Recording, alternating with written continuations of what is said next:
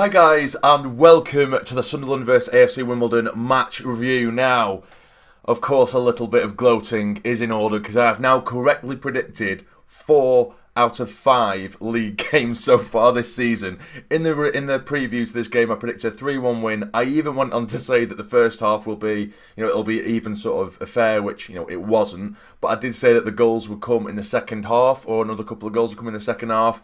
And that's exactly what happened. So I don't know what the hell's going on. I'm really putting a lot of pressure on myself now to get them correct in the future. But on to the review. That was by far the best performance I've seen this season and in quite some time as well. It really was a convincing win. And it could have quite easily been 4-5, 6-1, just because we dominated the play so much and we just controlled the game from start to finish, and that's what I want us to see, particularly at home. I understand that away from home sometimes you're going to be on the back foot, you're against the away crowd and stuff like that, but at home we should be giving out performances like that, and it really was absolutely fantastic. So starting with the lineup, we had McLaughlin in goal. Hume came in for Conor McLaughlin on the left hand side, which was, it had to happen because he was having an absolute nightmare, Conor McLaughlin. So it was good to see Hume in his favoured left-back position rather than left wing-back. We had Willis and Ozturk in the middle of defence. On the right-hand side, of course, we had Luke O'Nien. In the middle, we had Power and Ledbetter again. And then we had Gooch and McGeady on either wing, with Maguire sort of in the hole or alongside Charlie White up top. So we got into the game, and the intensity from us from the off, I was massively impressed with.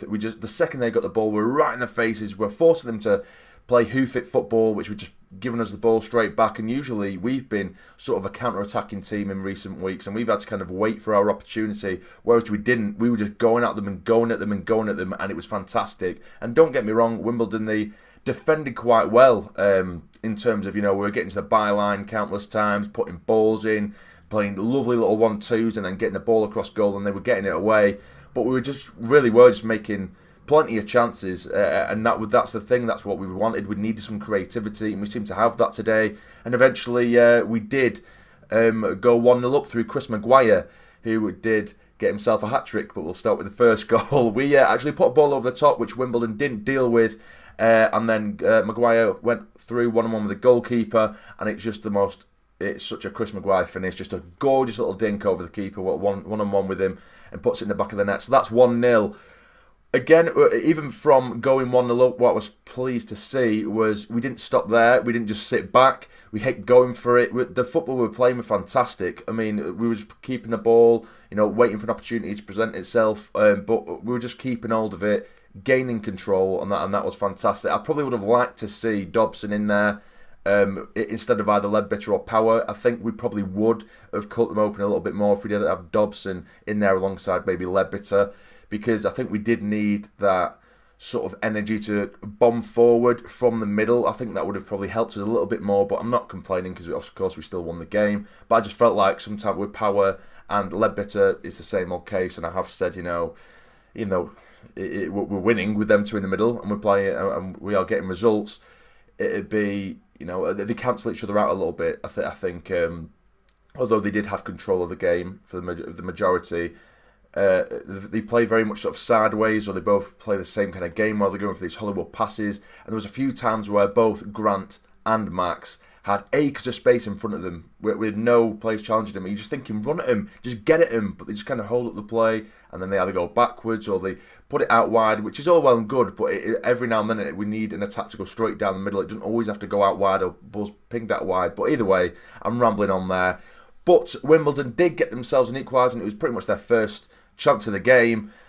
Ball whipped in from the right-hand side. Willis and Ozturk, they both had their man, but at the back post, completely free, was, I think it's Afire. Yeah, I don't think that's how you pronounce it. I'm not too sure. Probably butchered his name. But he was completely free at the back post. Luke O'Nien should have had him, really. I think on the whole, generally, we did defend very, very well today. And Luke O'Nien, including him, he was very good as well. But unfortunately, he completely left his man free.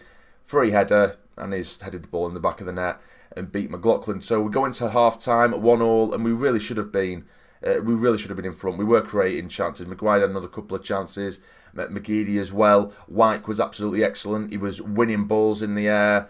He was just collecting it. and knocking it on and doing his thing as a target man, and he was just absolutely, he was unplayable today. I think he was absolutely excellent. I think if Maguire didn't get a hat-trick, I'd give it to Pike, because he was just that good. He just looks like a completely different player, and I'm just loving the confidence that's coming out of the man. And speaking of confidence, because in the second half, at one point there was a scramble in the box, and White's gone for a back heel, which you just don't associate with White. He's gone for a back heel to try and score. He hasn't connected with it great. And it did come to Willis, who was literally 2 or 3 yards out, but he doesn't get a proper connection at the ball. He tried to kind of lash at it, but he just kind of skimmed the ball ever so slightly, and he just tapped it basically straight to the keeper. But we did make it 2-1, and it was Maguire again. Corner's whipped in from Ledbetter. It's headed away. It comes to Maguire on the edge of the box, and he's absolutely smashed it. It was an absolute rocket, but it did take a wicked deflection before hitting the back of the net. So that's 2-1, and now that's what I'm starting to think. Come on, let's get my prediction right. Just one more goal and then just leave it at that, guys. And that's exactly what happened. The ball is put in, it's recycled back in, and there is Maguire again with a header to beat the keeper. The keeper did get a touch to it, and he probably should have done a little bit better, but it has gone in either way. 3-1, and it was great. Will Grigg come on, and he had himself a cracking chance. He did come on, he did, for a period, he made himself a bit of a nuisance, but he did get in behind.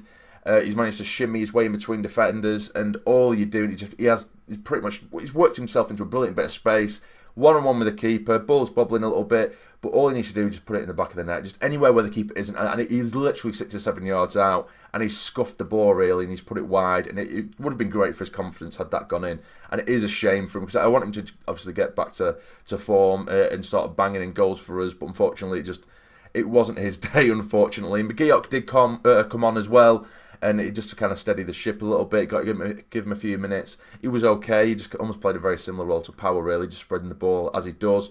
Dobson come on as well with the sort of last 5 minutes or so. He didn't really get too much time really for me to give him a proper assessment, but just, again, it was just seeing the game out at this point. But I say seeing the game out, but we're still absolutely battering them even though we're in the lead, which, again, that's the big thing for me, and I absolutely love that. I love that we didn't just sit back the second we got a goal, or, you know, we wanted to score, and we were really going for it, and hence the scoreline 3-1, and like I say, it could have been a lot more. But it did finish 3-1, so my prediction was correct. Now we'll still hold the title of Prediction God, and like I said, that it really does put the pressure on me now, doesn't it, for these match previews, because everyone's going to think I'm going to predict the correct scoreline, which it's going to stop eventually, guys. It will stop eventually. My run of form will eventually peter out. It will go back to shit predictions, but as of right now, I'm absolutely loving it. But yeah, it really was the best performance so far this season by a mile.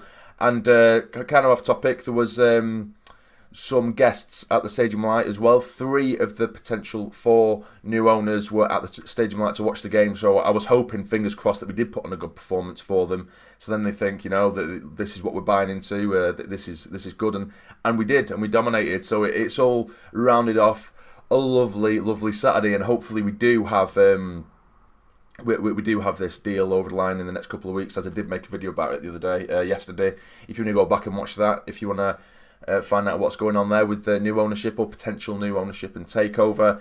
One thing I will say as well before we do wrap this up is Denver Hume. For me, I just want to place on record that I'm buzzing for the lad, because I do like Denver Hume, and you know, he had a really rocky start to the season. I know he did pick up a knock, but first few games when he was playing as the left wing back, he was having a torrid time, an absolutely torrid time. Bless him. And then of course he did pick up a knock, and his head must have been so down because he was playing poorly. But today I think he was very, very good. Attacking wise, he was bombing forward down that left hand side, linking up nicely with McGeady at times, and his general defensive duties he did pretty well. So I need to, you know, take my hat off to him, applaud him, because it's hard to obviously go out of a team, a young lad like him, to get dropped because he'll know himself that he's been playing poorly, and then to come in and put in a shift like that, it's just a really good confidence boost. But yeah, it's 3 points for us. We are currently, if I remember correctly, we are currently top, well not top of the league, but we're joint top of the league. Let me just confirm, because I don't want to lie to you. Yes, we are currently joint top. There are 5 teams currently on 11 points. We have Ipswich at the top, who absolutely smashed Bolton today. Poor Bolton. We have Blackpool second, Wycombe third, Sunderland fourth, and Coventry fifth. All those teams on 11 points. So it's not looking that bad now after a bit of a sketchy start to win 3 and draw 2. That isn't a bad start whatsoever, so I'll take it. I'll take it every day of the week. Anyway, guys, if you have enjoyed this video, please hit the like button for me. It'd be massively, massively appreciated. And subscribe to the channel if you're not already to become a fully fledged member of the Sarny Army. But for now, you take care and stay jammy.